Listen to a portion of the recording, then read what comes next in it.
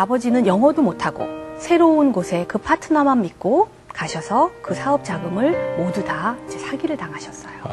그래서 그 파트너신 분이 그 돈을 가지고 잠적을 하신 거죠. 이제 점점 저희 집은 이제 소위 사기꾼들의 아지트가 됐어요. 네, 그래서 처음에는 이제 오빠하고 저하고 둘이 가서 정말 해삼을 100kg 이제 뭐 그렇게 이제 밀수를 하고. 그러니까 그걸 갖다 이제 한국에 가지고 오는 겁니까? 어디로 가져가는 겁니까? 그렇죠. 한국으로 가지고 한국으로. 가죠. 네. 아버지 소나기에서 그냥 벗어나고 싶었고, 이 지긋지긋한 이 지옥 같은 나라, 정말 그 아버지가 그 밀수 외에도 돈, 그러니까는 세금 안 내는 일은, 불법인 일은 다 하고 계셨어요. 이런 아버지를 내가 아버지라고 부를 수 없다. 그래, 저 사람은 인간이 아니야. 라는 마음이 드는 거예요. 어떻게 저 자식을 이렇게까지 고생을 시키면서 모든 것이 이제 절망이 이제 다가오면서 집을 나가야 되겠다. 라는 이제 결심을 하게 됐죠. 이 현실에 눈을 뜨고 났더니 죽는 것밖에 없는 거예요. 근데 4개월, 5개월이 됐을 때 제가 임신한 걸 알았어요. 네. 고통 속에서 제 뱃속의 아이는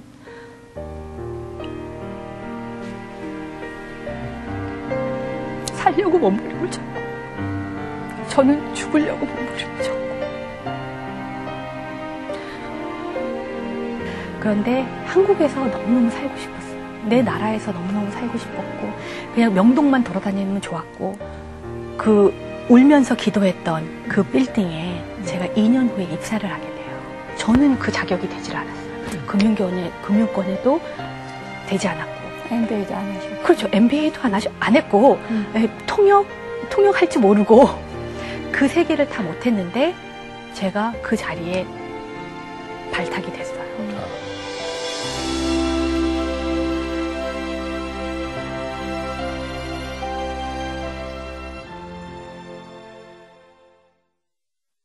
아유 참, 이 시리즈를 보고 있는 것 같습니다. 그런데 그 말씀 중에 이제 자살 중독, 알코올 중독, 어떻게 그 과정을 다 거치시고 지금 이 자리에 앉아 있는 건 분명히 크리스찬이시기 때문에 앉아 계신 거거든요. 네. 하나님 어떻게 만나신 거예요?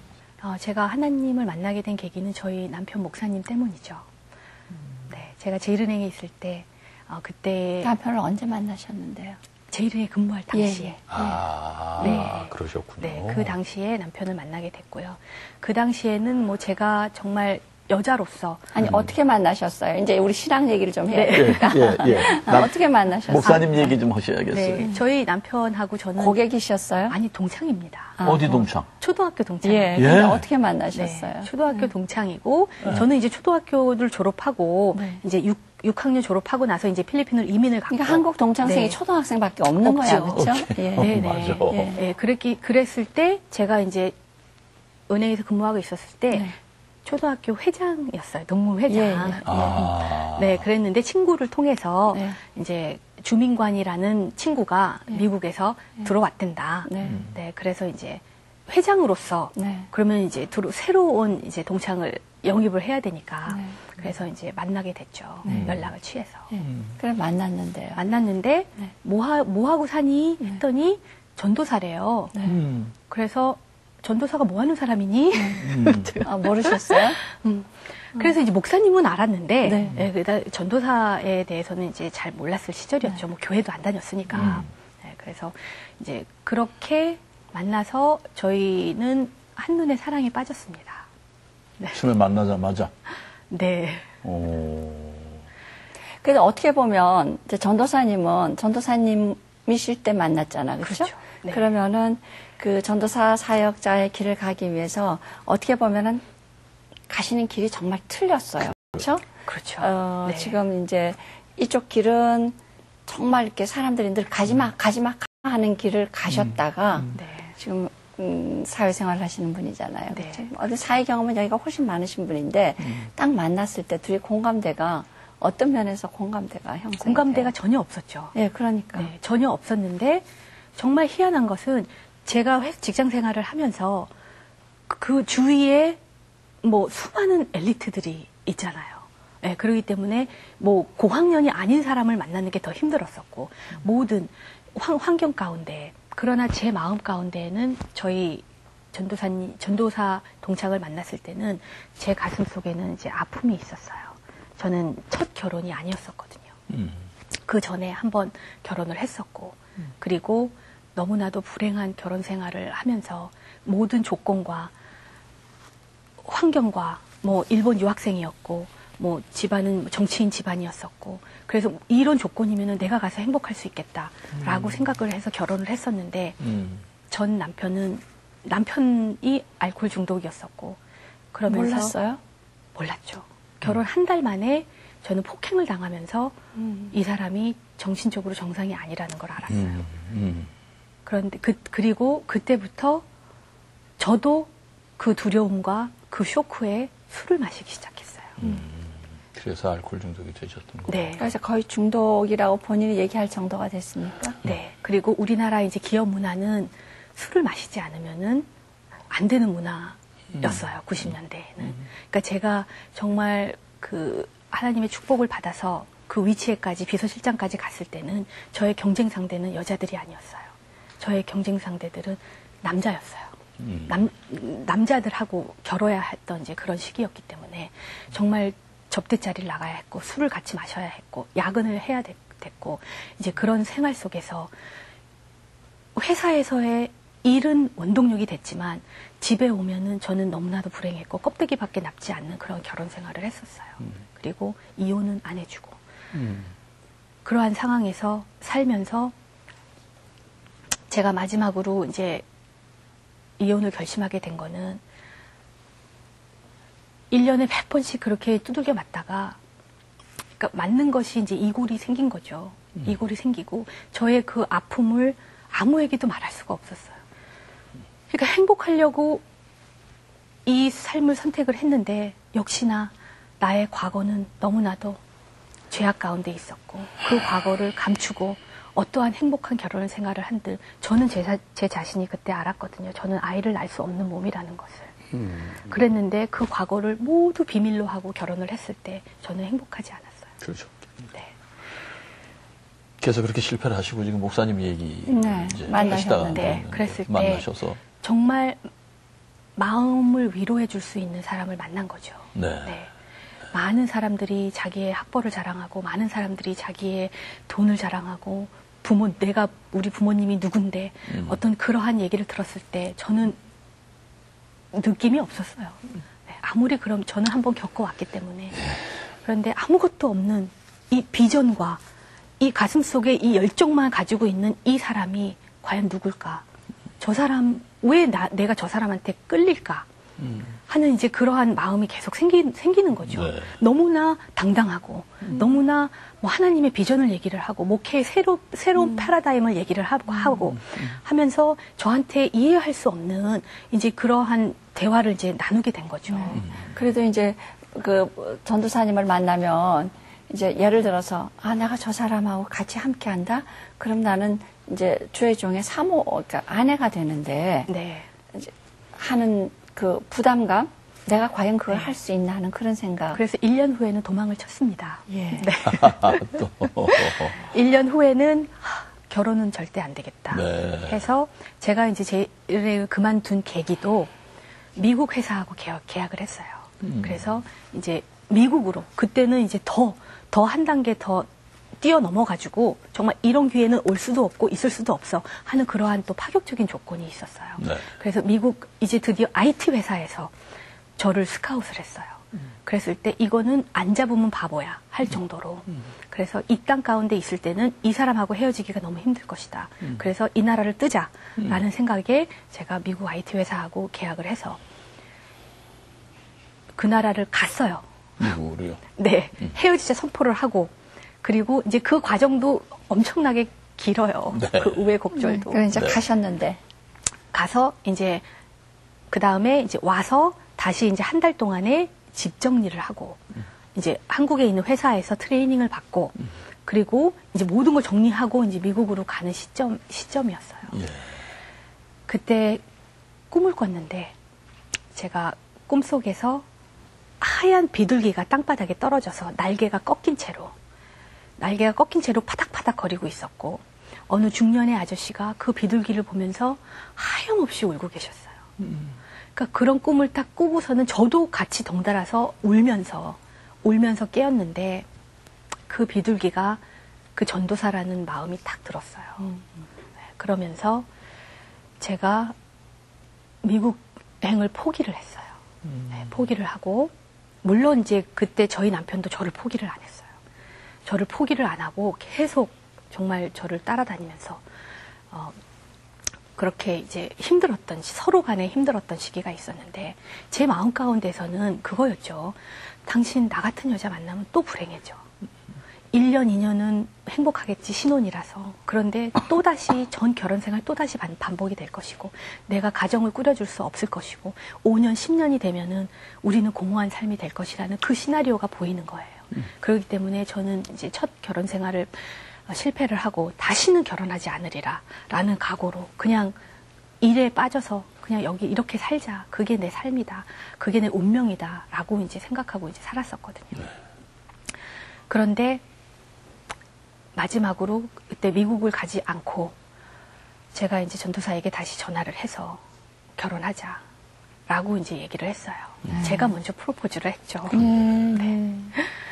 그리고 이 남자라면 이렇게 나를 사랑해주는 남자라면 실패해도 좋다. 가난해도 좋다. 라는 마음이 드는 거예요. 그냥 이 사람하고 나의 남은 평생을 걸고 싶다. 그러니까 상대가 전도사이기 때문이 아니라 사랑 때문에 이제 그렇죠. 결혼을 하시는 네, 거죠. 네. 사랑 때문이었고 그러면 하나님의 일을 포기해라. 제가 그 조건으로 결혼을 해주겠다라고 한 거죠. 저도 제 갈 길을 포기했다는 것은 어마어마한 제가 10몇 년 동안 쌓았던 커리어를 포기했다는 거거든요. 네, 그렇기 때문에 나도 내 갈 길을 포기를 할 테니까 당신도 목회를 포기하세요. 그래서요. 어떻게 됩니까? 네. 그러니까 그 당시에는 제 마음에 하나님이 밥 먹여줘? 당신이 나를 어떻게 먹여 살릴 건데? 딱 이제 그게 조건이었죠. 남편은 돈을 벌어 와야 되는 게 당연했었고. 그래서 저희가 이제 남편 교회가 아버님이 돌아가셨고, 아버님이 하셨던 교회를 남편이 이제 물려받아서 이제 개척교회 전도사로 사역을 하고 있었어요. 네. 네. 그래서 평촌 순복음교회에서 이제 개척교회로 사역을 하고 있었고, 그러니까 재정적으로 힘들었죠. 개척교회이다 보니까. 그래서 월급이 얼마냐? 그랬더니 월급 같은 거 없대. 그래서 그 당시에는 정말 무식하면 용감하다고 제가 교회는 필요 없으니까 교회를 십자가를 내리고 영어 학원을 하자. 네, 라고 둘이서 이제 합의를 봤어요. 그래서 교회에 이제 십자가를 내리고 영어 학원을 하셨습니까? 네. 용감하셨다, 그렇죠? 참 용감하셨네요. 그래서요. 그래서 사업이 잘 될 줄 알았죠. 네, 그 당시에는 또 영어 학원이 붐이었었고, 네, 프랜차이즈 영어 학원 중에서도 또 가장 잘 이제 성장하고 있는 이제 학원을 선택해서 그 자리에 차렸는데 아이들이 첫 이제 입학식 때 이제 학원 창립을 하고 정말 100명이 오냐 200명이 오냐 그 계산을 하고 있을 때 아이들이 첫 달에 9명이 온 거예요. 그러니까 선생님들 다 뽑아놓고 지입 차량에 그 모든 뭐 인테리어 잔금에 이제 그렇게 이제 계산을 딱 하고서는 했는데 유명 프랜차이즈인데 왜 그래요? 9명이 다 온 거예요. 첫 달 적자가 5천만 원이 딱 난 거예요. 그러더니 순식간에 그 다음 달 4천, 3천, 2천 하면서 2년 만에 제가 10년 동안 벌어놓은 돈이 다 날라갔어요. 집 한 채도 다 날라갔어요. 예. 네. 그러면서 2년 동안 이게 뭔가가 잘못됐다라는 게 이제 느껴지기 시작한 거죠.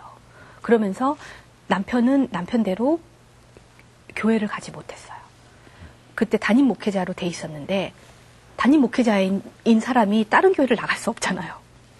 그러니까 이 교회도 못 나가고 하니까 신앙생활도 못하게 됐고, 그리고 점점 이제 저희 삶 가운데에서 무엇이 잘못됐는지 이 고난이 또 들어오기 시작하는 거예요. 저는 저대로 계속 술을 마시면서 있었고, 남편도 술을 먹였죠, 제가.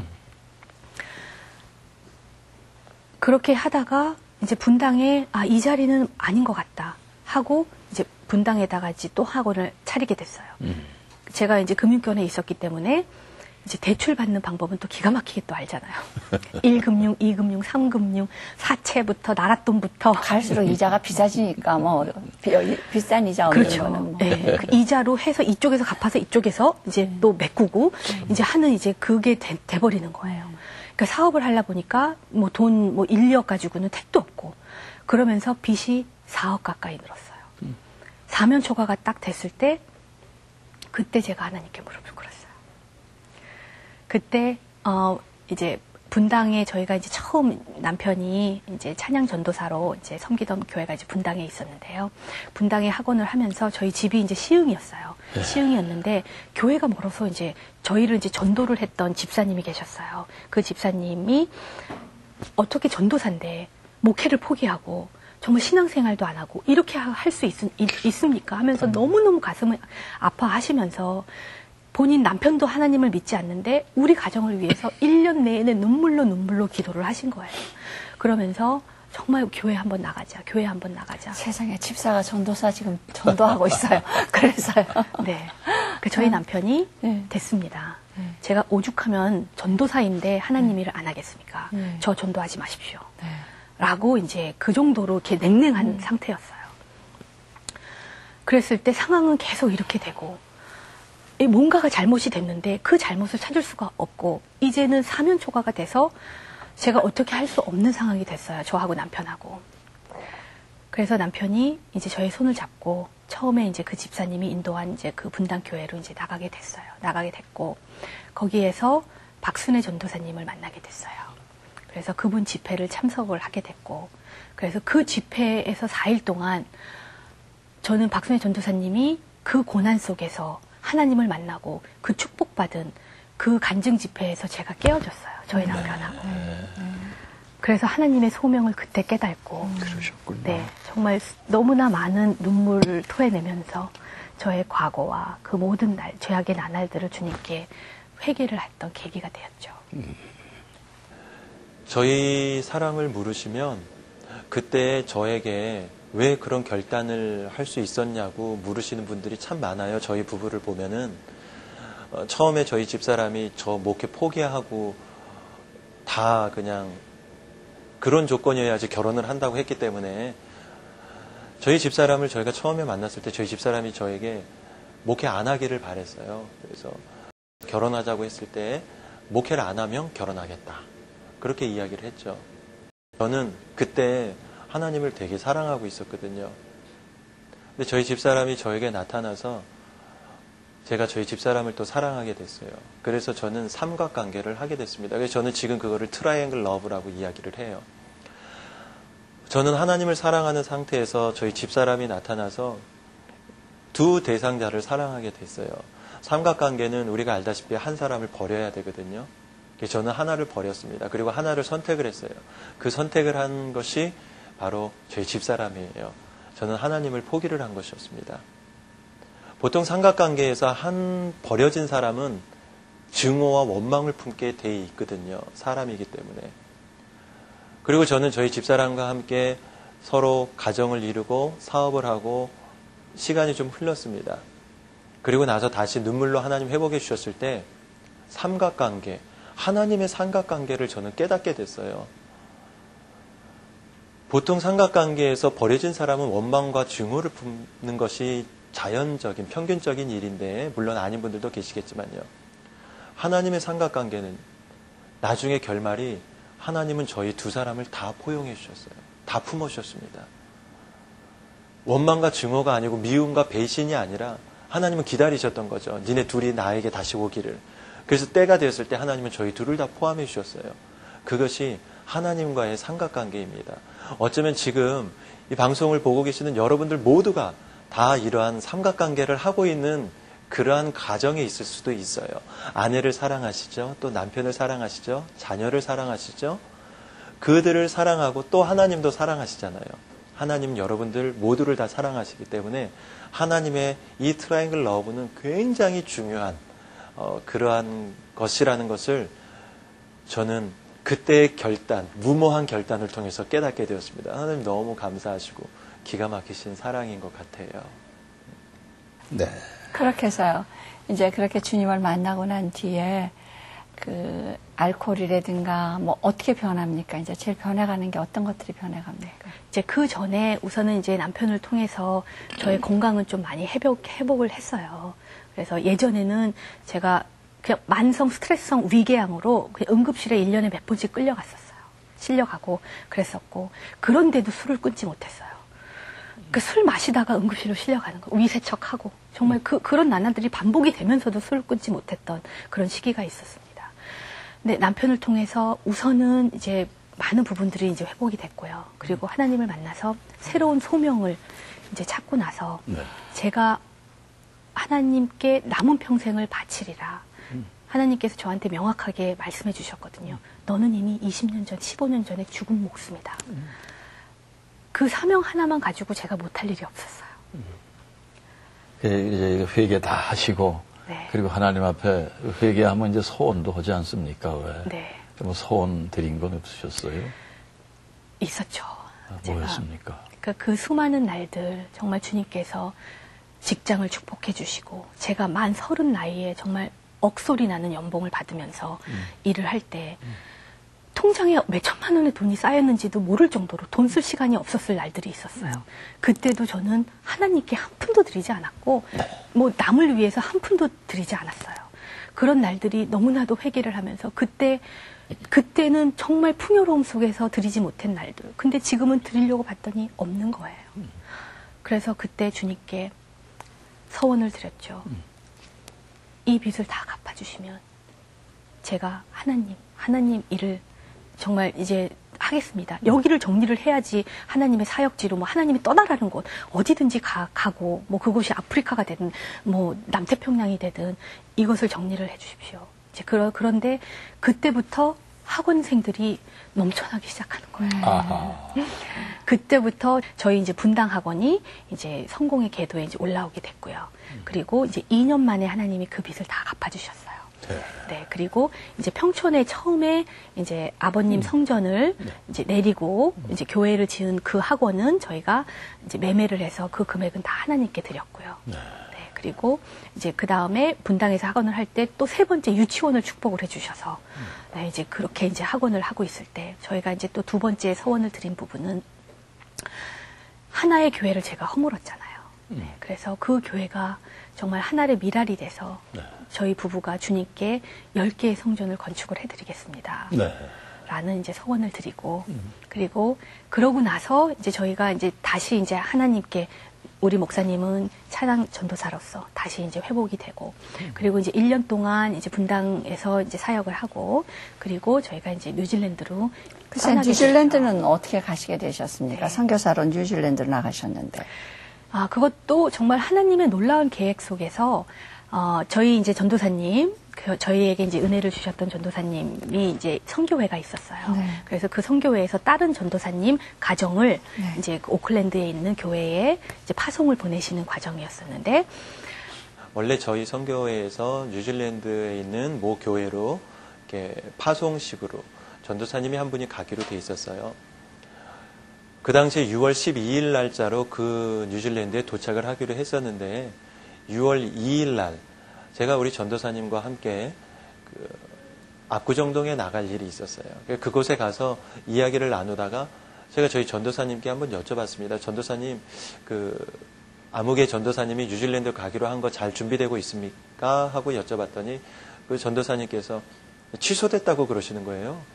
그래서 저는 그 취소됐다라는 이야기를 듣자마자 이유 여하도 묻지 않고 그냥 그럼 제가 갈게요 그랬어요. 그랬더니 그 전도사님께서 야, 그러면 니네가 가면 지금 하고 있는 학원 2개는 어떻게 할래? 라고 물어보시더라고요. 그래서 제가 우리 전도사님께 일주일 동안 제가 기도를 해보겠습니다. 토요일 날 전도사님하고 그 이야기를 나누면서 다음 주 월요일부터 제가 일주일 동안 하나님께 기도해서 학원 2개를 하나님이 다 팔아주시면 가라는 사인으로 무조건 알고 가겠습니다. 제가 그랬어요.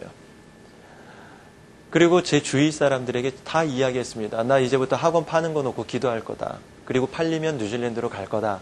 하나님께 이렇게 기도할 거다. 당시에 제 동생이 부동산을 하고 있었거든요. 제 동생에게 제일 먼저 이야기를 했죠. 왜냐하면 학원을 내놔야 되니까. 그런데 제 동생이 제 이야기를 듣자마자 형 안 돼.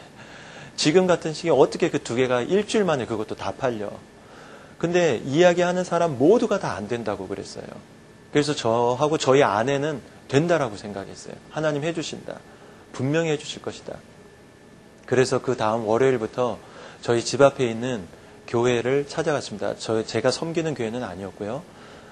집에서 가까운 교회를 새벽 재단에 쌌는데 그 교회가 고신측 교회였어요. 굉장히 조용했고요. 그러나 저하고 저희 집사람은 강대상 앞에서 무릎 꿇고 기도하는 게 습관이 돼 있어서 내 교회 남의 교회가 해당되지 않았어요. 그 교회 새벽에 가자마자 새벽 재단을 쌌는데 그 교회에서 맨 앞으로 나가서 무릎을 꿇고 막 통성을 하며 기도했어요. 막 통곡을 했죠. 하나님 이거 팔아주십시오. 이거 팔리지 않으면 하나님 없게 됩니다. 하나님 보여주세요. 살아계시고 역사하시는 거 보여주시고 이거 팔아주시고 그리고 하나님 돈은 다 필요 없고요. 우리들에게 기적만 보여주세요. 모든 사람들이 다 안 팔린다고 이야기하니까 하나님 기적만 보여주세요. 그리고 팔린 모든 금액은 하나님 다 가지고 가십시오. 저희들은 기적만 필요합니다. 그렇게 기도를 했어요. 근데 첫째 날 기도를 하고 나오는데 그 교회 어떤 할머니가 저를 부르는 거예요. 총각 일로 와봐 그래요. 그래서 저는 속으로 또 남의 다른 교회에서 이렇게 또 조용한 교회에서 이렇게 막 크게 소리쳤다고 그 할머니가 남의 교회에서 왜 이렇게 시끄럽게 하냐고 야단칠 줄 알았어요. 그래서 그 할머니에게 갔는데 그 할머니께서 저에게 하시는 말씀이 젊은 사람이 기도를 너무 예쁘게 한다고 그렇게 말씀을 하셨어요. 저는 기뻤어요. 그리고 나와가지고 저희 집사람에게 이렇게 이야기했습니다. 자기야 우리 학원 팔리겠다. 왜 그러냐고 그래요. 그래서 그 할머니가 나를 불러서 이렇게 이야기를 했는데 하나님께서 그 할머니의 입술을 통해서 나에게 응답의 소리를 보내주셨다. 제 마음에 확신이 들었습니다. 그래서 저희 집사람하고 더 자신감을 얻어서 기도하기 시작했습니다. 그랬는데 수요일 날 학원 하나가 매매가 되었어요. 그리고 나서 3일 있다가 6일째 되는 날 학원 하나가 또 매매가 됐습니다.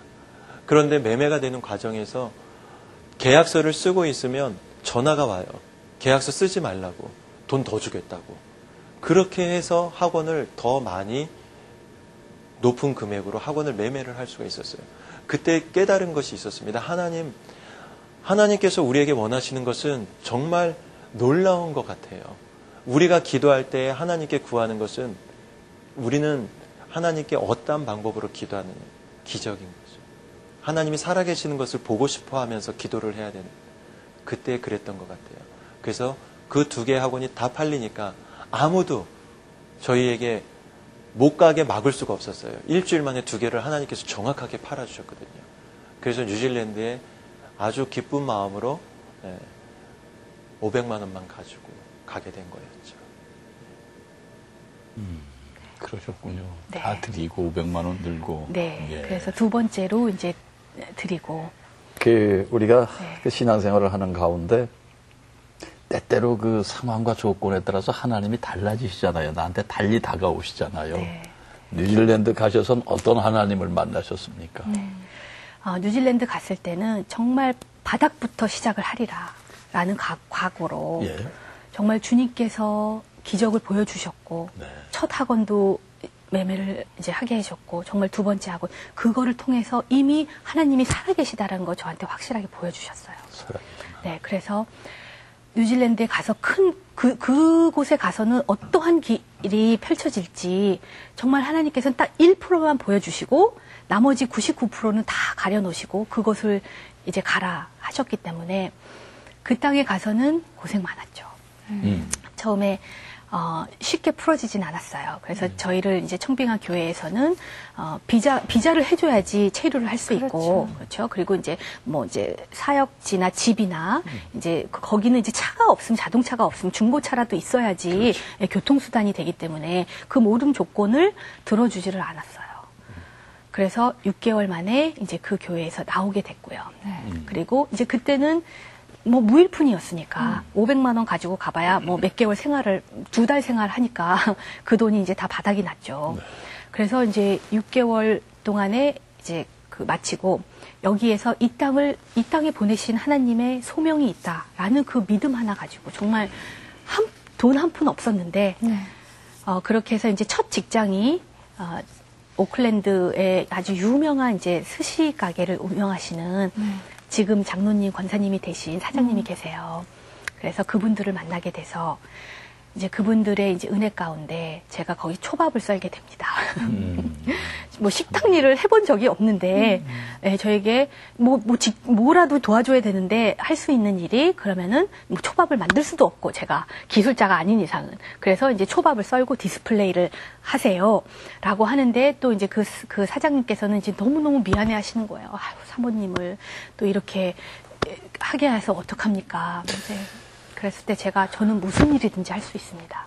무슨 일이든지 시켜만 주세요. 그래서 시간당 이제 10불을 받고 이제 그렇게 해서 이제 초밥집에서 이제 초밥을 써는 이제 저의 첫 직장이 이제 시작이 됐죠. 그래서 뉴질랜드에서 몇 년 계셨었어요? 뉴질랜드에서 3년 있었습니다. 그리고 이제 다시 한국으로 네. 들어오시나요? 네, 그래서 3년 동안 하나님께서 참 많은 부분을 채워주셨고 거기에서 1년 동안 그렇게 생존을 위해서 한인들이 그 땅에서 어떻게 살아가는지 다들 식당 일을 하시고 청소업을 하시고 뭐 슈퍼마켓을 하시고 그러면서 이제 생계를 유지하시잖아요. 정말 그 가운데에서 그분들이 10불, 20불 벌어서 하나님께 드리는 그 헌금이 너무나도 소중했고 그거를 또 체험하게 하시고 그 후에는 이제 거기에서 또 직장의 축복을 주셔서 제가 우리나라 대기업에 이제 들어가게 돼요. 아, 또. 네. 그러니까 초밥을 쓰시다가 이제 네, 대기업으로 네. 또 이렇게 옮겨주시는군요. 네. 예. 그래서 하나님께서 그렇게 예비해 놓으시고 저의 자리를 딱 만들어 놓으시고 저를 부르셨구나 네. 하는 이제 체험을 또 이제 했죠. 그래서 뉴질랜드에서 우리 한국으로 다시 들어오실 때는 네. 이제 한국에 가서 저희 교회 개척을 해야 되겠다. 네. 교회를 섬겨야겠다. 뭐 이런 각오로 들어오셨던가요? 또 아니죠. 또 아니세요? 네. 참 네. 비어나가 불쌍하시네. 뭐 하나님께서 그렇게 구체적으로 뭐 다 보여주시면 네. 저희들 누구나 다 순종하죠. 제가 이제 저희 이제 남편 목사님하고 그때는 이제 목사 안수를 받으셨고 한국에 온 계기는 이제 목사님께서 이제 은혜를 드려야 할 이제 목사님이 계셨어요. 예, 근데 이제 그 교회에서 이제 좀 성전 건축을 하시고 힘드셔가지고 이제 사례비를 안 받는 조건으로 이제 한국을 이제 들어오게 됐어요. 네. 그래서 이제 그 사인을 딱 주셨을 때 저희는 뉴질랜드에서 수영장 있는 집에 살았고요. 그리고 대기업에 다녔고요. 그리고 내일 모레면 영주권이 나오고요. 그 모든 조건이 다 준비가 돼 있어요. 그래서 이 천국 같은 나라에 우리는 천년만년 살아야 해. 하는 그 조건 가운데서 그거를 또 다 내려놓고 한국으로 가라 하는 사인을 주신 거예요. 그랬을 때 저는 하나님께 순종하면 주님이 어떠한 놀라운 계획을 세우시고 저희를 가라 하시는지 그때는 알죠. 그렇기 때문에 다시 모든 거를 다 정리를 하고 그리고 이제 남편을 따라서 제가 이제 한국을 들어오게 됐습니다. 들어오시니까 모든 게 순조롭게 일이 풀리던가요? 또 그렇지는 않죠. 예. 그래서 한국에 이제 다시 들어와서 이제 사례비가 없는 교회에서 이제 사역을 하다 보니까 네. 뉴질랜드에서 많이 벌었죠. 뉴질랜드에서 많이 벌었지만 몇 그 년 돈이 계셨어요? 3년. 네, 3년 있었습니다. 그 돈이 이제 6개월 만에 대륙을 이동해 오는데도 또 이사 비용과 뭐 그런 모든 비용들이 이제 많이 발생이 되고 그러다 보니까 한 6개월 정도가 됐을 때 그게 이제 작년 초에 저희가 이제 한국을 들어왔어요. 그래서 6개월 정도가 됐을 때 이제 돈은 바닥이 났고, 네, 돈은 바닥이 났고, 이제 하나님, 남편은 이제 사역을 하고 있으니까 남편의 훈련은 훈련대로 이제 하나님이 하시고 계시고, 그럼 이제 저의 길은 이제 한국에서 무엇입니까? 제가 여기에서 무엇을 해야 합니까? 뉴질랜드에서 보여주셨던 것처럼 정말 그 놀라운, 더욱더 한 단계 업그레이드 된 놀라운 일을 주님께서 계획하고 있음을 저는 믿습니다. 라면서 이제 기도를 하고 있었을 때, 네. 제가, 쓰고 있던 화장품이 있었어요. 네. 뉴질랜드에서. 그래서 이제 그 화장품이 마누카 꿀로 만든 화장품인데 뭐 가격도 저렴하고 굉장히 좋은 화장품이었어요. 그래서 우연히 허름한 꿀농장에 가서 그 화장품을 가서 제가 이제 그 화장품의 고객이었죠. 고객이었는데 그 화장품을 계속 보여주시는 거예요. 근데 그 화장품이 떨어졌어요. 그때 이제 6개월이 됐으니까 이제 화장품이 다 떨어져서. 그래서 제가 잡생각이 나는구나. 화장품 기도를 하다가 왜 화장품이 떠오르지? 이제 저는 뭐 화장품 전문가도 아니기 때문에. 근데 기도를 하면 할수록 보석은 네 가방 속에 있다. 라는, 그거를 찾아라. 라는 이제 마음을 주시는 거예요. 그래서 보석이 도대체 어딨어? 그랬는데, 그 당시에는, 그때는 이제 마지막 남은 거는 저의 폐물. 이제 폐물을 팔으라고 하시나 보다. 생계를 유지하기 위해서. 정말 그래서 그렇게 찾고 하는데 어느 주일이었어요. 어느 주일날 제가 이제 그 손에 그 화장품에 핸드크림을 딱 바르고서는 이제 컴퓨터 옆에다가 그걸 딱 놨었는데 그 뒤에 보니까 고객 이제 홈페이지, 그 화장품 회사의 홈페이지가 써 있는 거예요. 화장품에. 그래서 그 홈페이지에 들어갔어요. 들어가서 그 고객 문의사항에다가 제가 내가 당신의 고객인데 이 화장품이 너무나 좋다. 그래서 한국에 수입을 하고 싶다. 라고 해서 이제 아시아에 한국 시장이 아직 없으면은 이제 나한테 한국 판권을 달라. 네. 라는 그냥 메일을 고객 문의사항에다가 보낸 거예요. 근데 본사에서 답이 왔어요. 네. 사업 계획서를 그러면은 보내주세요. 그러면서 이제 그쪽도 아시아에 진출을 하고 싶은데 뭐 아직 루트가 없기 때문에 그러면 사업 계획서를 자기네들이 검토를 하고 그게 좋다 하면은 이제 승인을 하겠다. 그래서 그 날부터 날밤을 새고 사업 계획서를 이제 뭐 한 10장짜리를 썼어요. 써서 이번 달 월세 낼 돈이 없는데 뒤에는 뭐 어마어마한 주주들이 기다리고 있고 이제 사업 계획을 제가 이 사업을 이제 펼쳤을 때 정말 우리나라 시장에서 어떤 루트를 통해서 팔 것이며 한국과 중국과 일본을 이제 정말 그 아시아를 장악하면서 이제 그러한 비전을 이제 거의 사업 계획서에다 넣었어요. 네. 그랬더니 일주일 만에 계약서가 왔어요. 계약하자고. 아직 회사도 세우기 전이잖아요. 글쎄, 맞습니다. 아무것도 없죠. 예. 아니, 지금 그럼 이제 그쪽 회사에서는 이제 네. 사모님 개인하고 이제 그럼 계약을 하자 이제 이렇게 날라온 네. 거예요. 네, 그렇죠. 이제 뭐 계약서만 따면 뭐예요? 사업 자금이 있어야지 되는데. 그래서 엄마를 찾아가라라는 이제 마음을 주셨어요. 그러니까 지금 현재 저희 엄마는 제가 이제 13살 때부터 일본에 가셨잖아요. 네. 그렇죠. 지금까지도 일본에 사시고요. 아, 그러세요. 네, 그리고 그 당시에 이제 6, 7년 동안 이제 식당 일을 이제 하시고 나서 더 이상은 비자가 나오지를 않았어요.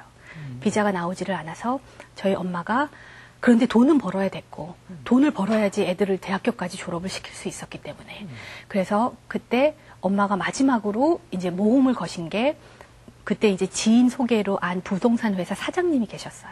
그래서 일본에서 이제 부동산 프랜차이즈를 하면서 80년대에는 또 일본의 부동산 경제가 어마어마했었잖아요. 그 사장님을 엄마가 찾아갔어요. 7년 동안 엄마는 일어를 공부를 했어요. 유창한 일어 실력이 되셨어요.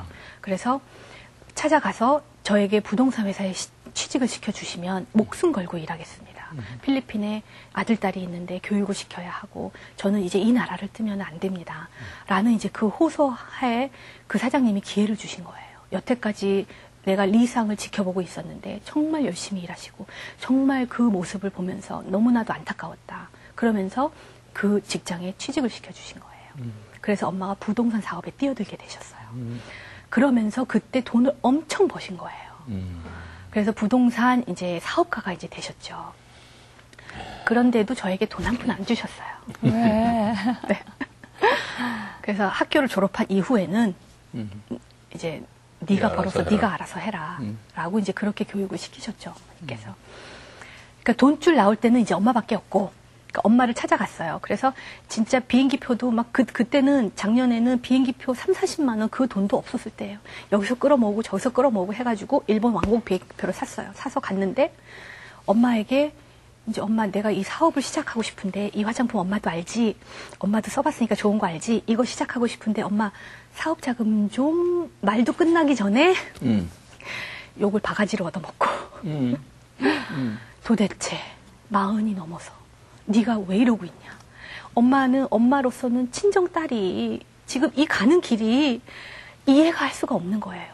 그래서 예전에는 엄마도 신앙심이 굉장히 좋으셨어요. 예. 그래서 교회를 목사님하고 같이 개척하고 정말 그러셨는데 삶이 너무 고달프니까 엄마도 하나님이 어딨어? 정말 그렇게 되고 일본 땅에 가서 거기는 불교의 나라잖아요. 잡신들이 많은 그 땅에 가서 믿음은 점점 이제 바닥이 나고 이제 그런 상황에서 제가 30대까지 돈을 얼마나 잘 벌고 정말 그 커리어 우먼으로서 승승장구하면서 그렇게 하다가 또 뭐 학원을 하다가 학원도 또 잘 돼. 그것도 포기하고 뉴질랜드를 가더니 뉴질랜드에서 또 잘 살만 하더니 또 한국을 들어오더니 도대체 너는 외계인이니?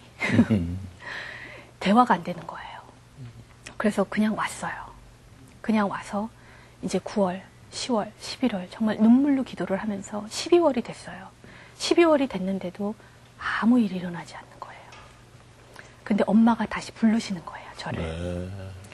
그래서 와서 엄마 짐 정리 좀 같이 해줘라. 그래서 제가 이제 12월 달에 네 하고 가서 이때는 돈 얘기 아무것도 안 하리라. 그냥 엄마만 도와주고 오리라 하는 마음을 가지고 갔는데 엄마가 저에게 얼마 필요하니? 라고 이제 딱 묻는 거예요. 그래서 딱 3천만 원만 대주세요. 그래서 3천만 원을 가지고 회사를 설립을 했어요. 그러셨군요. 네, 12월 말에 12월 31일 날 회사가 설립이 됐고요.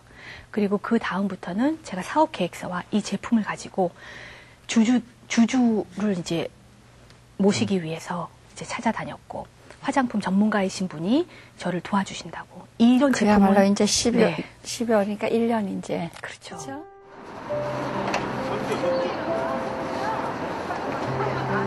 우리 어머니 여기다가 잘 들으시고 엄마 말씀 잘 듣고 음식 편식하지 마세요. 네. 일 먼저 발라주고 그 다음에 같이 겸해서 발라주세요. 지금은 조금 나아지기는 했는데 가을 되면 연고는 스테로이드 제가 들어있어요. 그럴 경우에는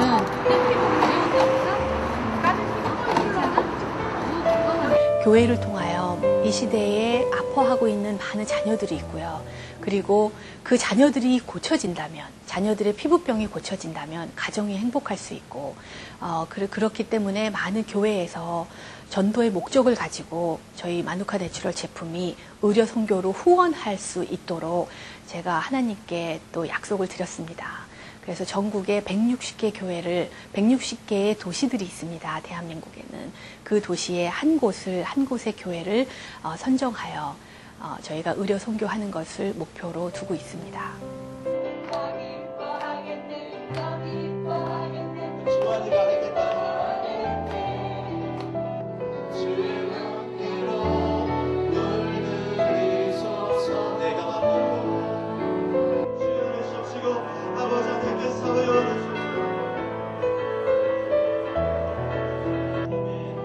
할렐루야. 늘 기뻐하시기를 바랍니다.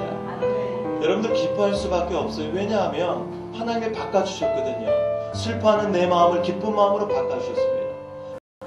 너무나도 성도님들이 아파하시는 모습을 또 하나님이 많이 보여주셨어요. 저희 집사람이 많이 아팠잖아요. 그거를 제가 알고 저희 집사람을 위해서 기도하다 보니까 성도들 가운데서도 저희 집사람 같은 그런 아픔을 가진 분들이 너무나도 많이 있었던 거죠. 그분들이 교회에 오시면 정말 기쁘게 춤추고 기뻐하면서 예배를 드리는 그 모습으로 하나님을 만나게 해주고 싶었어요. 그래서 제가 저희 집사람에게 우리는 교회를 하게 되면 기쁨의 교회를 해야 되겠다. 개척하기 훨씬 전부터 그러한 이야기를 나누곤 했었죠. 근데 한참을 생각하다 보니까 불과 교회 개척하기 몇 개월 전에 하나님께 한번 제가 질문을 드렸어요. 하나님, 저는 눈물의 목회를 하겠다고 하나님께 서원을 했는데 다시 그게 기쁨의 교회라는 게 어떻게 이게 안 맞는 것 같지 않습니까? 이제 그러한 이야기를 했죠. 그러다가 작년 12월경에 하나님께서 저에게 답을 주신 거예요. 그게 시편 126편 5절 말씀입니다.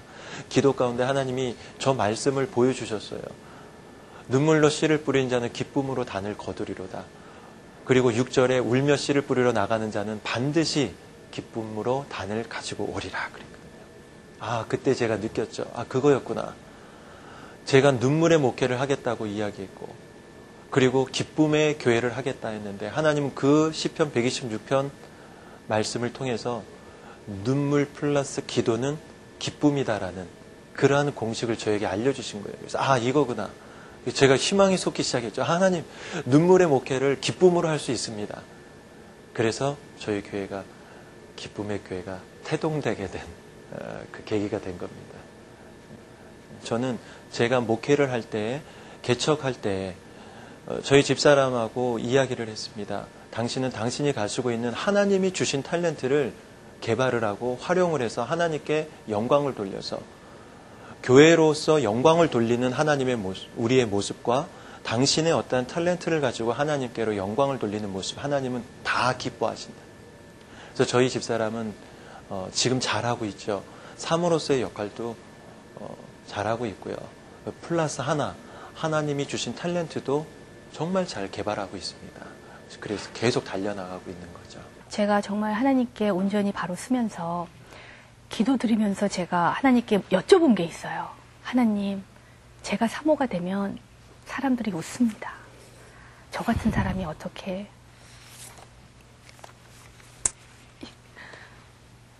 이 고귀한 길을 갈 수 있습니까? 제가 너무나 많이 자신이 없고 그 죄악 가운데 살았기 때문에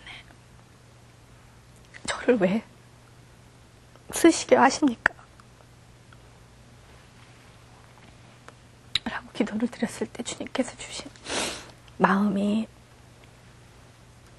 저를 그동안 훈련시키셨다고. 네, 그 혹독한 환경 가운데서 훈련시키셨고, 그리고 그 수많은 CEO들을 만나면서 저를 가르쳐 주셨고, 지혜와 전략과 충성을 배우게 하셨고, 그 모든 과정을 거친 후에 하나님께서 제가 겪어온 정말 그 아무리 돈이 많아도 아무리 좋은 집에서 살아도 그 모든 거를 네가 그 죄악을 다 겪어보았지 않았느냐, 그 공허한 삶을 너는 체험해보지 않았느냐, 네가 배고파 보지 않았느냐, 정말 많은 사람들을 위로하고 그 비전을 같이 하나님의 일을 하기 위해서 지금까지 훈련을 시켰다 하는 사명을 주시더라고요. 네. 아유, 이건 뭐 시간이 너무너무 아쉽습니다만은 아무튼 앞으로는 정말 하나님의 뜻대로 또 이제 목사님과 사모님을 통해서 많은 일을 아마 준비하고 계실 줄로 믿습니다. 어떻게 그렇게 하나님이 이렇게 돌려 여기까지 이끄셨는지. 예, 앞으로 정말 주님의 은혜 가운데 모든 일 다 이루시고요. 네. 이젠 더 이상 아파하지 마시고 돌지 마세요. 네, 예, 이제 긴 시간 감사했습니다. 네, 감사합니다. 고맙습니다. 네. 우울증과 자살의 영에 매여있던 한 여인이 주님을 만나서 기쁨을 회복했습니다. 성전을 헐던 여인이 더 많은 성전을 짓는 사모가 됐습니다.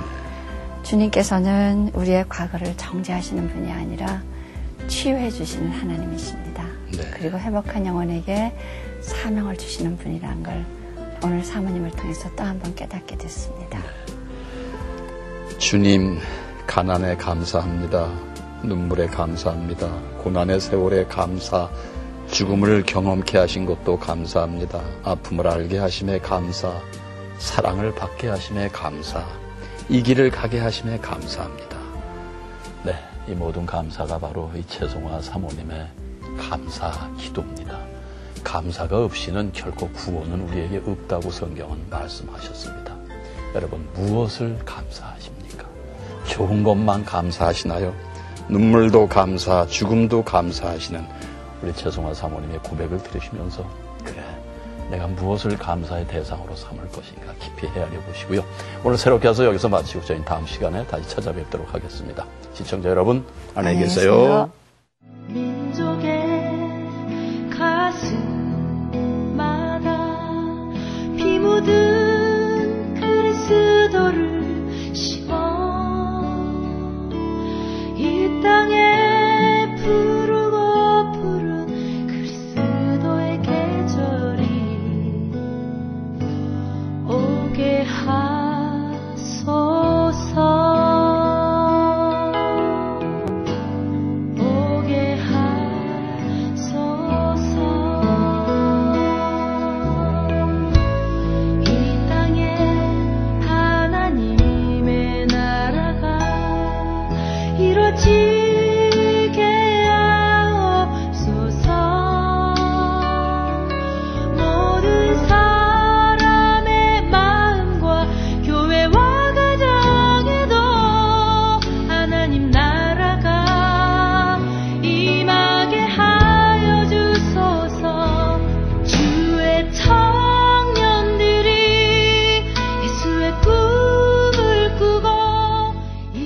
프로그램을 위해 도움을 주신 분들께 건강세계를 창조하는 기업 행복의 샘에서 오가피7 세트를, 사람을 배려하는 제이손 진공젓가락에서 제이손 명품 수저 종합 세트를, 우리김 수출 1등 기업 명가김에서 김 선물 세트를, 평화의 기업 지평원에서 아토피에 좋은 아토가라 크림 세트를, 내 피부의 터닝포인트 아이오 아쿠아에서 기능성 화장품 세트를 드립니다. 하나님의 사랑이 주님을 찬양할 수 있는 곳이라면 어디든 달려갔다. 외롭고 힘들고 가난해도 찬양을 통해 힘과 위로를 받았다. 찬양을 통해 주님을 만났고 찬양을 통해 인내를 배웠다. 하나님께서는 그녀를 찬양 사역자로 세워주셨고 주님이 준비하신 무대의 주인공으로 설 수 있게 하셨다. 호흡이 닿는 날까지 주님을 찬양하길 소원하는 사역자로서, 눈물의 기도로 성도들을 섬기는 사모로서 하나님을 기쁘시게 하는 그녀의 찬양과 그 속에 감추어진 아름다운 간증을 만나보자.